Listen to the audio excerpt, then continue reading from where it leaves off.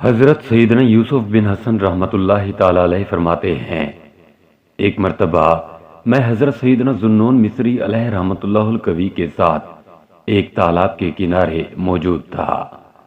اچانک ہماری نظر ایک بہت بڑے بچھو پر پڑی جو تالاب کے کنارے بیٹھا ہوا تھا۔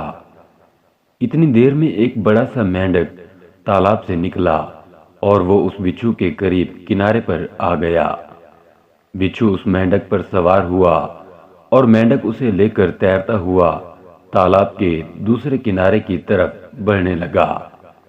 یہ منظر دیکھ کر حضرت سیدنا ذوالنون مصری رحمۃ اللہ تعالی علیہ نے مجھ سے فرمایا، چلو ہم بھی تالاب کے دوسرے کنارے چلتے ہیں، اس طرف ضرور کوئی عجیب و غریب واقعہ پیش آنے والا ہے۔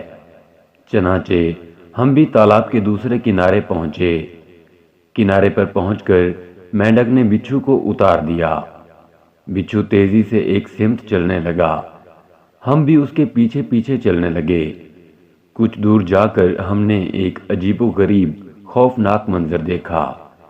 ایک نوجوان نشے کی حالت میں بے ہوش پڑا تھا۔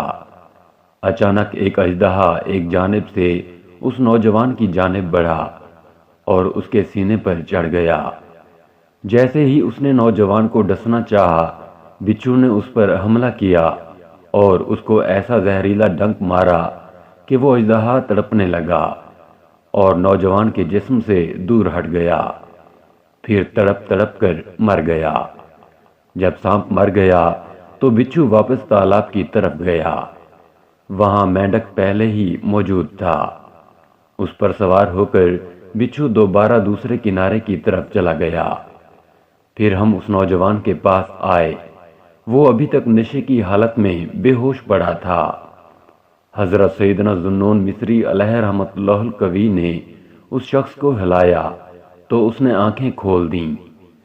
آپ رحمۃ اللہ تعالی علیہ نے فرمایا، اے نوجوان، دیکھ تیرے پاک پروردگار عز و جل نے کس طرح تیری جان بچائی ہے۔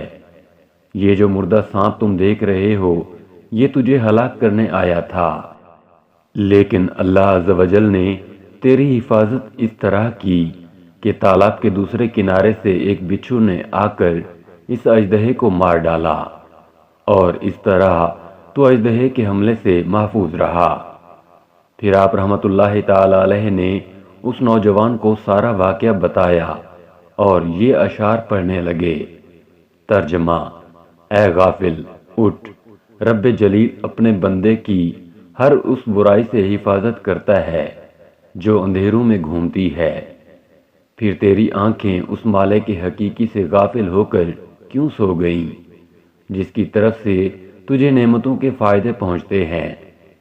نوجوان نے آپ رحمۃ اللہ تعالی علیہ کی زبان با اثر سے جب یہ حکمت بھرے اشعار سنے تو وہ خواب غفلت سے جاگ گیا اور اپنے رب عز و جل کی بارگاہ میں تائب ہو گیا اور کہنے لگا، اے میرے پاک پروردگار عز و جل، جب تو اپنے نافرمان بندوں کے ساتھ ایسا رحمت بھرا برتاؤ کرتا ہے تو اپنے اطاعت گزار بندوں پر تیری رحمت کی برسات کس قدر ہوتی ہے۔ اس کے بعد وہ نوجوان ایک جانب جانے لگا تو میں نے اس سے پوچھا، اے نوجوان، کہاں کا ارادہ ہے؟